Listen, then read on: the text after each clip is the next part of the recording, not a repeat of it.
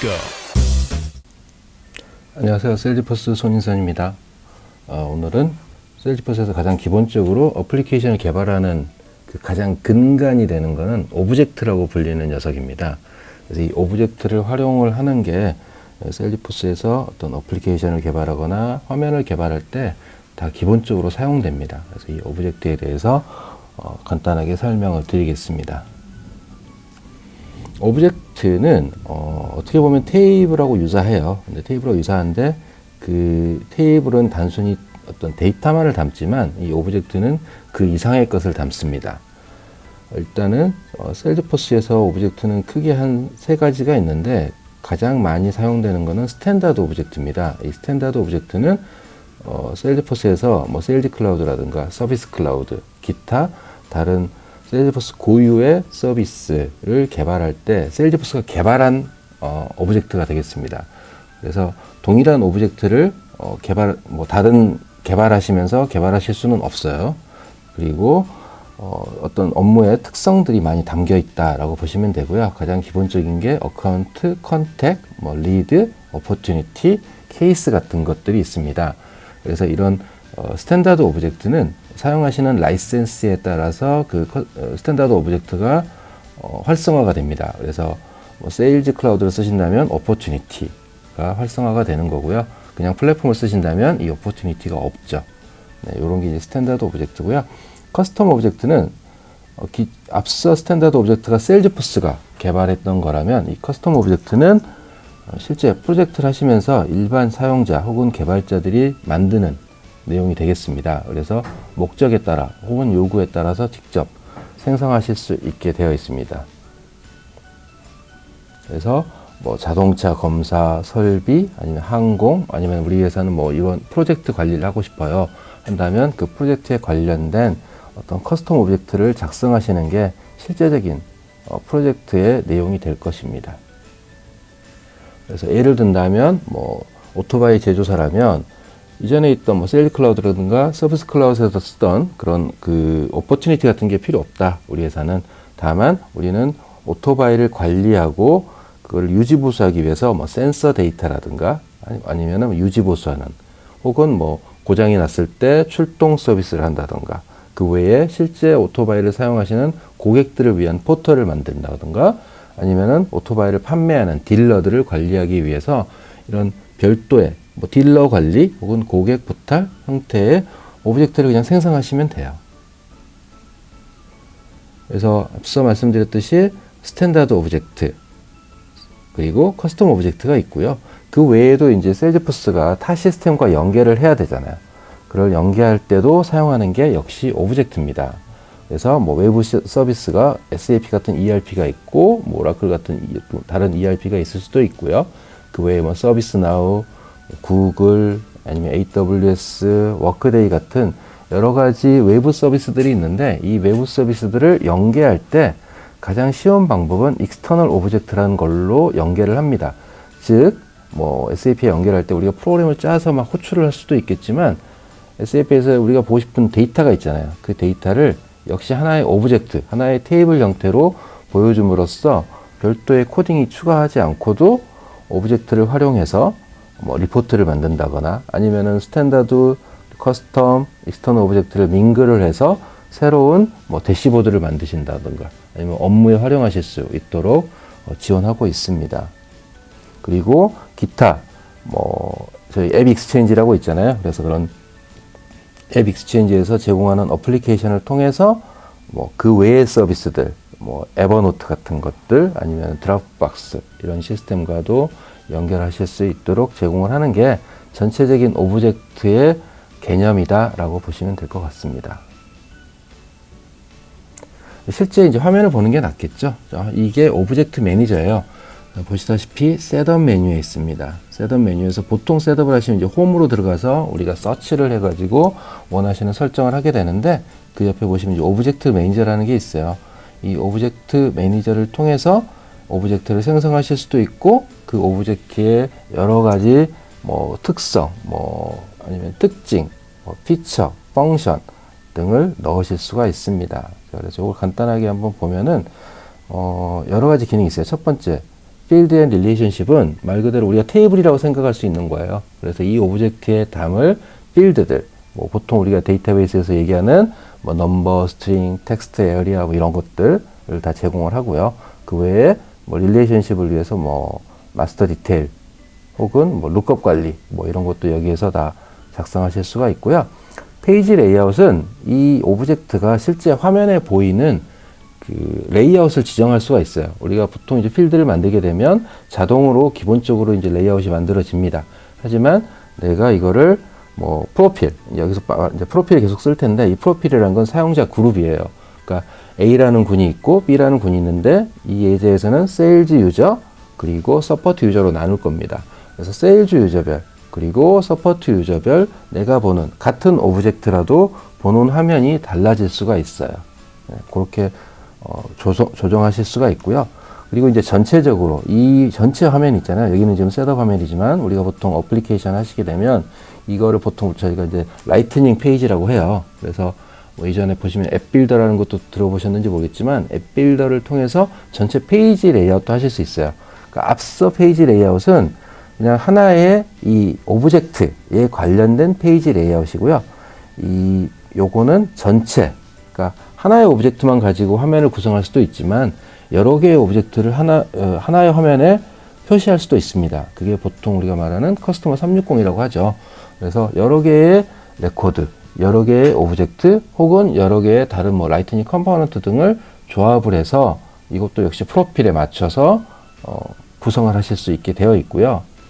뭐 작업을 하시다가 어떤 버튼을 하나 눌러가지고 이 버튼을 눌러서 뭐 다른 외부에 있는 서비스를 불러서 뭐 서치를 한다거나 아니면은 뭐 이 버튼을 눌러서 세일즈포스 안에 있는 데이터를 검색을 해서 보여준다던가 하는 거 하시려면 보통 뭐 자바스크립트 생각하시거나 하실 텐데 그렇게 안 하시고 역시 이것도 오브젝트 매니저에서 설정하실 수가 있습니다.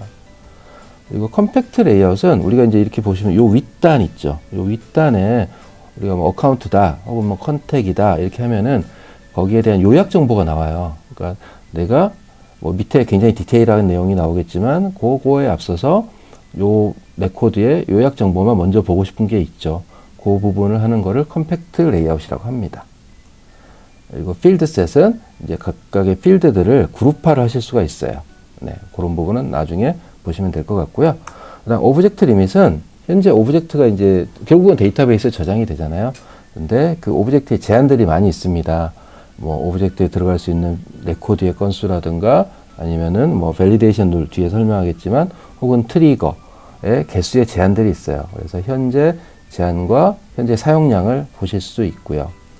그다음 레코드 타입은 이제 같은 테이블을 써요. 예를 들어서 같은 테이블을 쓰는데 세일즈 그룹이 쓰는 거하고 그 다음에 뭐 서포트 그룹이 쓰는 게 내용이 좀 달라질 수 있어요. 뭐 예를 들면 픽리스트가 있겠죠. 그래서 세일즈 그룹은 뭐 A라는 픽리스트 같은 픽리스트인데도 뭐 리전이라든가 아니면은 뭐 에이전트라든가 이런 거를 프로필별로 고르실 수가 있게 되게 되어 있습니다. 그래서 하나의 레코드를 그래서 하나의 오브젝트를 사용하면서 각각의 뭐 그룹 프로필별로 좀 다른 레이어를 가져갈 수 있도록 한다라고 생각하시면 될 것 같고요. 그 다음에 related lookup 필터는 이제 조회할 때 거기에다가 뭐 필터를 좀 더 넣으실 수 있게 역시 지정을 할 수 있습니다. 그리고 서치라면 우리 위치 여기 보면 서치 있잖아요. 서치인데 이 서치할 때도 내가 표시하고 싶은 필드를 설정하실 수가 있어요. 그래서 이 오브젝트에서는 요런 필터, 요런 뭐 결과를 에 대한 필드를 설정하실 수도 있고요. 그 밑에 있는 거는 이제 클래식이라 넘어가고 그다음에 트리거는 뭐 데이터베이스의 트리거와 동일해요. 그래서 이 오브젝트에 앞서서 만들어진 필드에 어떤 데이터가 추가되거나 아니면 변경이 되거나 뭐 삭제가 되게 된다면 그 데이터의 변경 시에 따르는 어떤 작업을 설정하실 수 있게 되어 있고요. 그다음에 밸리데이션 룰은 데이터 입력할 때 뭐 앞서 다른 데모에도 나왔었지만 데이터 입력할 때 뭐 날짜를 잘못 넣는다거나 아니면 우리가 원하는 데이터 포맷이 아닐 때 그거를 바로 잡아줄 수 있도록 해서 전체적인 이 오브젝트에 담기는 데이터의 품질을 향상시킬 수 있도록 합니다. 그래서 이런 기능들을 잘 활용한다면 상당히 많은 코딩을 없애실 수가 있고요. 이 하나의 오브젝트 매니저에서 대부분의 컨피규레이션을 하실 수가 있어요. 뭐 저희가 계속 말씀드리는 로우 코드 혹은 노 코드라고 하지만 이런 로우 코드를 위해서 무조건 에이펙스 코딩을 짜가지고 화면을 만들고 거기에 따른 플로우를 만드는 게 아니라 세일즈포스에서 제공하는 이런 다양한 기능들을 활용한다면 코딩 없이 바로 빨리 작업하실 수가 있어요. 그래서 제가 오늘 이렇게 설명을 드리고 있습니다. 하나씩 볼까요? 일단 유저를 2명을 만들게요. 세일즈 유저, 그 다음에 서포트 유저라고 만들고요. 이런 유저들이 군을 만든 게 프로필입니다. 그래서 하나의 프로필에는 여러 유저가 들어갈 수가 있어요. 그리고 각 프로필별로 뭐 또 퍼미션 셋 같은 것도 설정하실 수가 있지만 나중에 말씀을 드릴게요. 그래서 기본적으로 뭐 영업군 아니면 지원군 뭐 이런 식으로 해서 나누도록 하겠습니다. 자, 보시면 이게 아까 설명드렸던 것 중에 라이트닝 레코드 페이지라 그래서 지금 보시면 어카운트예요. 자, 써니 인베스터라는 제가 회사를 하나 데이터를 넣었는데 여기서 참고로 하실 거는 여기 2가지가 되겠습니다. 이쪽에 보시면은 이 뭐 릴레이티드, 디테일, 뉴스 이런 탭들을 넣으실 수가 있어요. 그리고 오른쪽에 있는 거는 사실 이 어카운트 오브젝트하고 관계가 없어요. 그래서 액션 혹은 레커멘데이션을 넣어주는 게 있고 그 다음 밑에 해당 어카운트에 대해서 뭐 액티비티를 넣는다거나 챕터를 해서 어떤 정보를 공유하실 수가 있어요. 그래서 간단하게 이걸 바꾸실 수가 있어요. 자, 서포트 유저라면 거기에 추가적으로 날리지를 넣어주는 겁니다. 그래서 동일한 오브젝트, 어카운트라는 오브젝트를 사용하지만 세일즈 유저와 서포트 유저가 다르게 될 수 있고요. 제가 뭐 창의력이 부족해서 그냥 순서만 바꿨는데 이렇게 서포트 유저 같은 경우에는 액션 앤 레커멘데이션을 밑에 두실 수도 있고 삭제하실 수도 있어요. 그래서 뭐 나머지 부분도 다 이런 식으로 고치실 수 있는 게 라이트닝 페이지고요. 레코드 페이지고요. 이런 부분을 참조하시면 될 것 같습니다. 그리고 프로필별로 아까 제가 프로필 2개 말씀드렸죠. 세일즈, 서포트. 이 프로필별로 리드 온리를 설정하실 수가 있어요. 자, 이건 뭐냐면 어떤 특정 필드인데 이 필드에 대해서 여기 이제 리전이라는 필드인데요. 이 필드에 대해서 세일즈 유저는 리드 온리가 아니에요. 즉, 이 리전 필드는 세일즈 유저만 변경할 수 있도록 하는 겁니다. 이렇게 작업하실 수도 있고요. 이게 이제 세일즈 유저예요. 이 세일즈 유저는 이 부분을 수정하실 수가 있는 거예요. 그렇죠? 그래서 에이펙에 뭐 이스트 에이시아 이렇게 되어 있는 거고, 근데 서포트 유저는 이게 안 되죠. 서포트 유저는 보시다시피 리드 온입니다. 그래서 이거는 세일즈 유저만 변경하실 수 있도록 이렇게 설정을 하게 되어 있는 거고요. 이거를 뭐 if then 해가지고 코딩해서 이렇게 하실 필요 없겠죠. 오브젝트와 프로필을 잘 조합을 해서 이렇게 화면을 손쉽게 만드실 수가 있고요. 뭐 이걸 좀 더 다른 걸 보면은 마찬가지로 뭐 프로스펙트 레이트랑 해서 이거의 이제 가망성인데, 가망성 정보 같은 경우에도 세일즈 유저가 넣겠죠. 서포트 유저는 이걸 이제 볼 수만 있게 리드 온리로 역시 설정하실 수가 있고요. 그 다음에 뭐 픽리스트 같은 것도 마찬가지예요. 아까 리전 그 부분인데요. 이걸 좀 확대했습니다. 그래서 리전, 그 다음에 리전에 따른 존 이렇게 지정할 수 있는데, 이거는 세일즈 유저만 살 수 있게 되어 있고, 서포트 유저는 리드 온리로 되어 있다는 것을 보실 수가 있습니다. 네, 이제 룩업 같은 경우에는 반대로 서포트 유저만이 에이전트를 변경하실 수 있도록, 왜냐하면 백업이니까 자기가 이제 서포트를 하는데 그 서포트의 백업 유저를 다른 사람을 지정할 수 있고, 반대로 세일즈 유저는 볼 수만 있는 거죠. 네, 그래서 각각의 직무에 맞게 어떤 필드를 활성화하고 그 필드를 뭐 수정하고 하실 수 있도록 조정하실 수가 있고요. 그다음에 버튼 말씀을 드렸잖아요. 버튼 같은 경우에 이제 빌링이라는 게 있습니다. 여기 보시면 여러 가지 버튼들이 있어요. 그래서 뭐 데이터를 지울 거냐, 수정할 거냐, 이런 건 아마 보실 수 있을 텐데, 밑에 보면 빌링이라는 버튼이 하나 제가 만들어 볼게요. 이 링크인데, 요거를 이렇게 하면은 URL을 선택하게 되어 있어요. 그래서 제가 빌링이라는 걸 누르면 요 내용, 그러니까 뭐 젠 와트라는 건데, 이거는 이제 실제 존재하지 않는 URL이고요. 저희 세일즈포스의 URL입니다. 테스트용이고요. 그래서 빌링이라는 걸 누른다면 이 어카운트 네임을 아규먼트로 넘겨서 API를 호출하는 형태로 하는 거죠. 그래서 그 결과값을 가져올 수 있도록 하는 거고요. 네, 이렇게 함으로써 역시 에이펙스 코딩을 최소화하실 수 있도록 할 수 있습니다. 그래서 실제 여기 보시면 이제 빌링이라고 이렇게 있어요. 이 빌링 부분이 제가 코딩을 한 게 아니고 빌링 그냥 링크를 하나 넣은 거예요. 링크를 하나 넣고 이걸 누르게 되면 이런 식으로 이건 AC입니다. 그래서 제노아트.com으로 리다이렉트 되는 걸 이렇게 보실 수가 있습니다. 그리고 오브젝트 리밋 보실 수 있고요. 현재 필드 같은 경우에는 리밋이 500개인데 현재 11개를 쓰고 있다. 그래서 현재 2%를 쓰고 있다라는 거고요. 이 리밋은 이제 라이센스별로 달라요. 현재는 이거는 이제 데모용 가장 작은 리밋이다라고 생각하시면 될 것 같습니다. 그리고 포뮬러 같은 것도 할 수 있죠. 뭐냐면은 영업 같은 경우에는 이 딜에 따라서 내가 받을 수 있는 커미션이 표시되게 할 수 있게, 이건 계산식이거든요. 계산식을 넣으실 수 있고요. 반대로 이제 서포트 유저 같은 경우에는 그런 걸 보실 필요가 없으니까 그런 필드가 보이지 않게 이렇게 설정이 되어 있습니다. 네. 그래서 데모를 보실 건데 이 데모도 역시 트레일헤드, 세일즈포스가 제공하는 교육장인 트레일헤드를 가지고 기본적으로 만들었고요. 셋업 하시는 화면은 다 따라 하시면 되니까 저는 실제 화면 한번 보여드릴게요.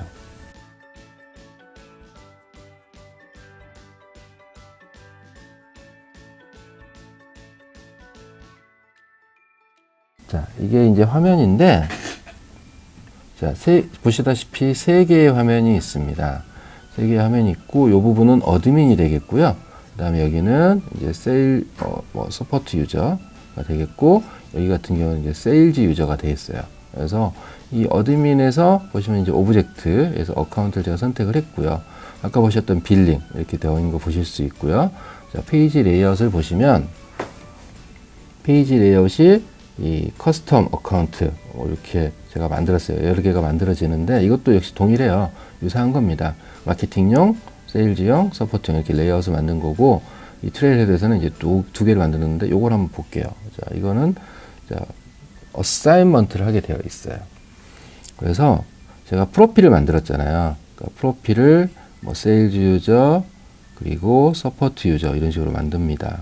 이렇게 이제 프로필을 만들고 그 다음에 이 레코드 타입이라는 게 있어요. 레코드 아까 말씀드렸듯이 그래서 커스터머가 볼 수 있는 어카운트 레코드 타입이 있고 그다음 파트너용 어카운트 레코드 타입이 있어요. 그래서 여기서는 이제 세일즈와 그다음에 서포트 유저가 동일하게 커스텀 어카운트 레이아웃을 볼 수 있게 되어 있습니다. 다시 돌아가 보면 자, 커스텀 어카운트 레이아웃은 어떻게 되어 있느냐? 네, 약간 좀 구식이긴 하지만 이렇게 보여요. 그래서 보시다시피 이게 화면이에요. 그러니까 실제 보이는 화면이 이렇게 됩니다. 근데 여기 이렇게 드래그 앤 드랍으로 가져오실 수 있게 되어 있고요. 그 다음에 세일즈 리전, 그 다음에 리전이라든가 존을 이렇게 하실 수도 있고, 그 다음에 서포트용으로 이렇게 나누실 수 있어요. 보시면 이렇게 섹션을 들고 와서 이렇게 만든 겁니다. 그래서 섹션을 이렇게 만들게 되면 이렇게 섹션이 만들어지고, 이 섹션에 제가 아까 이런 식으로 긁어 오는 거죠. 그래서 이렇게 가져오고, 요거는 지워버려도 되고요. 이런 식으로 만들고, 요거 이름도, 다시 바꿀 수도 있겠죠. new, 서포트 리전. 이런 식으로 만드실 수 있어요. 그래서 그냥 위지웍이라고 그러나요? 화면에 보이는 대로 실제 구현이 되는 거라고 보시면 될 것 같고요. 네, 빌링도 여기 있죠. 이렇게 링크를 가져온 겁니다. 그래서 여기서 필요한 링크들을 이렇게 가져다가 쓰시면 돼요. 네, 이렇게 만드시면 됩니다. 자, 그럼 이것도 세이브 해볼게요.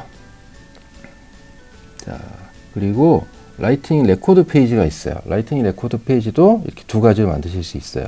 이건 뭐냐면은 우리가 이 어카운트 라이팅 레코드 페이지라고 있는데 이 레코드 페이지는 이제 전체 화면이 될 거예요.